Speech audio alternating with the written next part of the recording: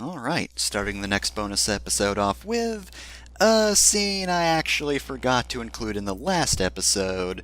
Whoops. I don't know, maybe it was an unconscious decision because this is the cutscene in which I reject the mask, which is really unrealistic. I'm going to say that isn't canon because I definitely wear the mask. Actually, wait, why didn't I just fucking, save state before this cutscene, record this scene, then go back and start wearing the mask? That would have been a better idea, and then I could have worn the mask for the rest of the game. Dang. Oh well, I guess if I ever do another playthrough with the self-inserts, I'll just have the mask forever in that case then. Anyway, here are the stats. We see some of us, especially the characters that just joined, seem like they're still fairly low-leveled, but do remember that this is one of the longer segments of the game. This one's going to be from Anri's Way all the way up to the interior of the Ice Dragon Shrine, so quite a few chapters. We're gonna be getting pretty strong by the end of this one. That being said, though, yeah, like I said, characters like Maris are a little on the low side, as is Norn. Cecil isn't, though. God, she's level 18. Yeah, she's about to promote, jeez. Alright, so first off in terms of supports, we have Norn. It's a shame none of that was canon. If only that one Gaiden patch had come out. Did I mention that one earlier? I'm pretty sure I mentioned that patch earlier on. It removes all the Gaiden requirements, and I really wish that existed when I was LPing Shadow Dragon. Maybe it did, and I just didn't know it was there, in which case, whoops, that sucks. Could have had it, but I didn't. I actually haven't played far enough to actually see if you get Norn, but I'm pretty sure you do. Anyway, though, kind of skipping over the important part of this conversation. Turns out Norn and Victoria actually met. I guess they can allow that change to canon because Norn's kind of a small character who didn't really get much in terms of plot.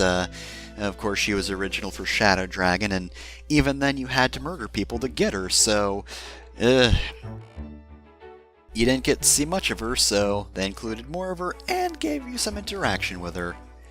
Oh boy, but now we have the Fina conversations, huh? So this is Fina Conversation 2. This one's, fairly uncomfortable. Not the worst, though.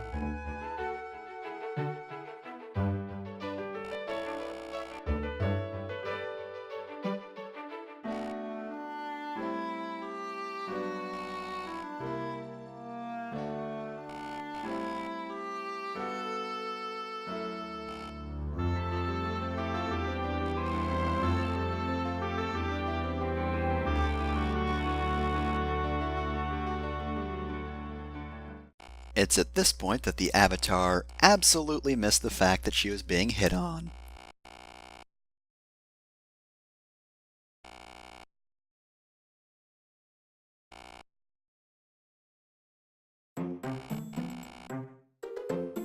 So this support isn't so bad, but I don't actually like it overall. It's kind of bad, but at least Fina pulls the whole "it's just a prank bro" thing just as Victoria started getting uncomfortable. You know, she clearly recognizes when that sort of thing's turning, and she's polite. Kind of. I mean, the "it's just a prank" thing doesn't exactly work, but, you know. At least she changed subjects. And hey, now we have the Minerva conversation, which is good, because it's Minerva.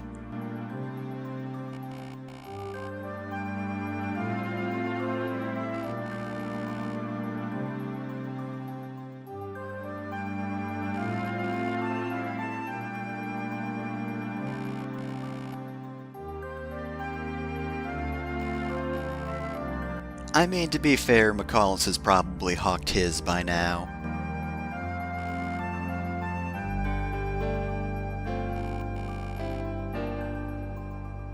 I don't know, like, from the way she reacted back in Chapter 10, It seems like McCallus has always been a dick, so I don't know. I feel like maybe he was always a jerk and I don't really understand how they were close.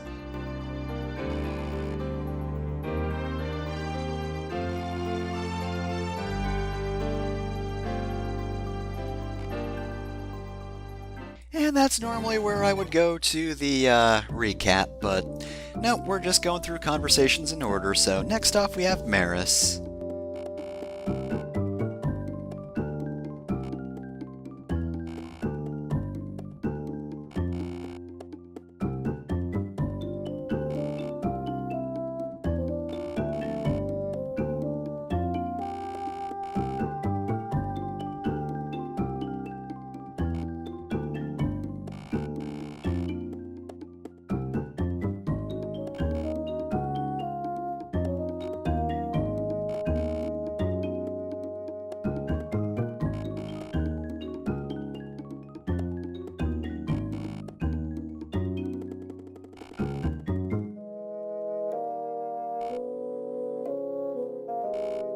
Yeah, I know about Dice, he's horrible.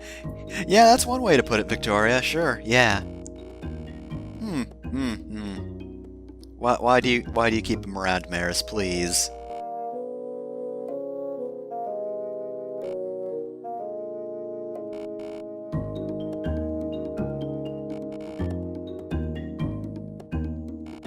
Alright, the self-taught fencing thing's pretty cool, but also it feels like they're trying to justify making her a Myrmidon instead of a mercenary. Though that being said, actually, I would kind of want to see her do fencing with, like, a bastard sword or something. That would be pretty rad. Ah, now it's time for the girlfriends to talk. Hooray! Finally, my favorite pairing.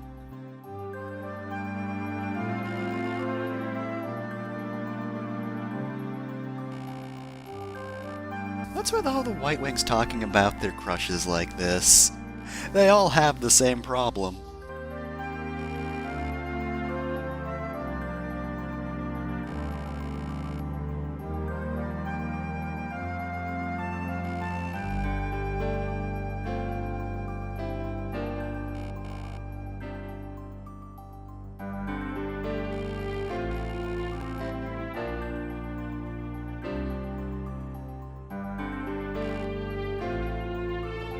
Alright, so I'm not going to show off all the promotions, but I figured since it's my unit, I might as well show this one off.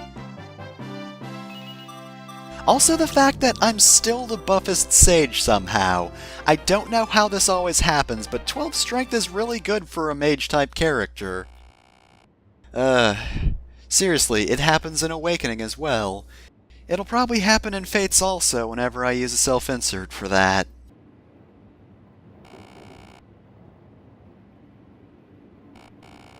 I mean, to be fair, it's not so much that I don't have the money so much as I don't want or need to use it, cause, by this point everyone was promoting.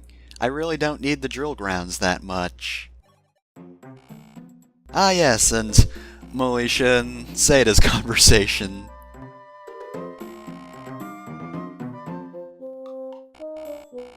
Nobody could have figured that out, Militia. You, keep it as a very closely guarded secret.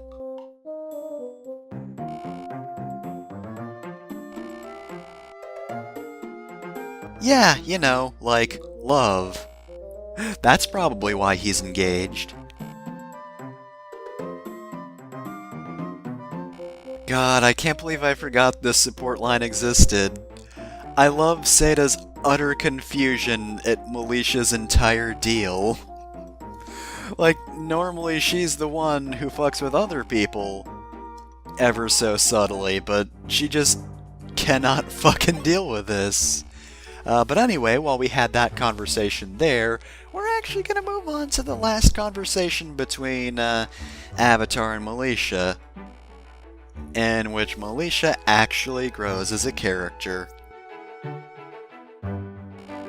Maybe a little bit. I guess we'll do baby steps. Militia, I will never agree with that statement. At least not for another few years, which won't happen because you're a video game character and you do not age.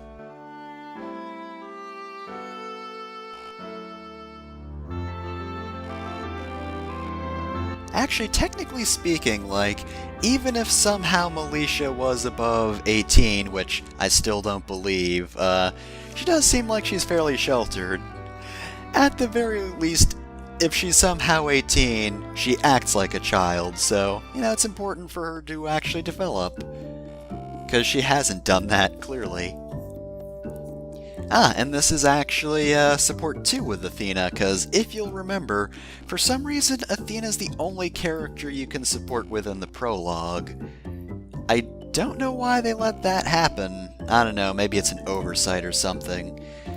Because she is the only character it takes a long time to get that can appear in the prologue. The other character who comes close to her is Merrick, but they even took him into account, it seems. Actually, no, I'm wrong about that. There's a different character that you can get, though to be fair, you're not with her long enough to actually get support points with her, or enough to get a support. And that, of course, is Est. Athena, though, can join you fairly early on, at least comparatively speaking, and you can actually build support points with her, and apparently just enough to actually get her supports that early. Oh wow, this one apparently grows pretty quickly. I mean, again, I know this is a pretty long segment, but yeah, we already have the second support with Maris. And I forget which chapter I got this for, but it was between chapters 11 and 14, so it's not that long.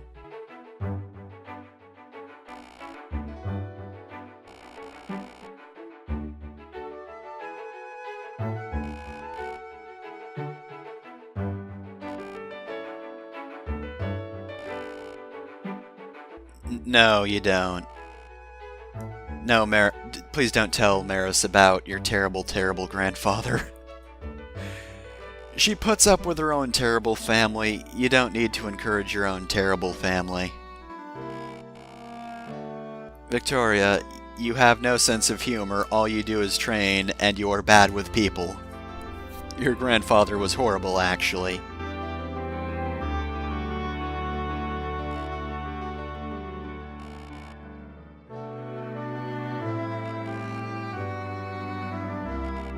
These two characters share a similar bond of terrible family members, but neither of them know that. And we're getting further into the Norn Avatar support line, in which they actually did apparently play together once.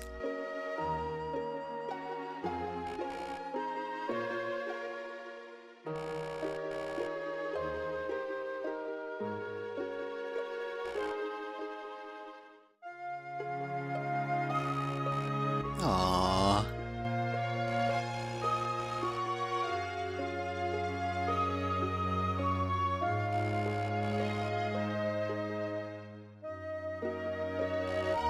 Ha ha ha!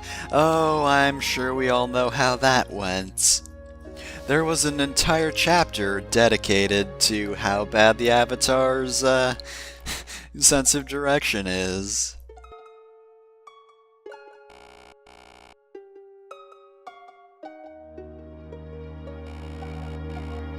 Yeah, too bad you never learned anything from that experience, Victoria.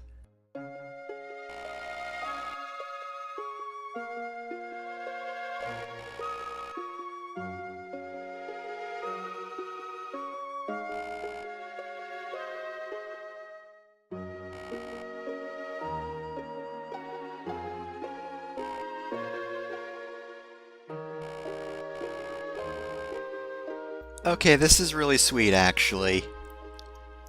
I want to see more Norn. We don't get nearly enough of her.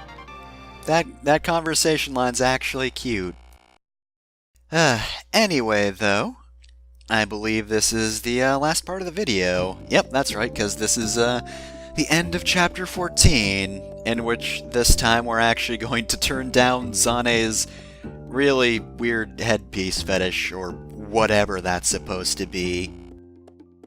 Zane, I like ya, but like, why? Just in general. What's your deal? Zane, seriously though, like, why?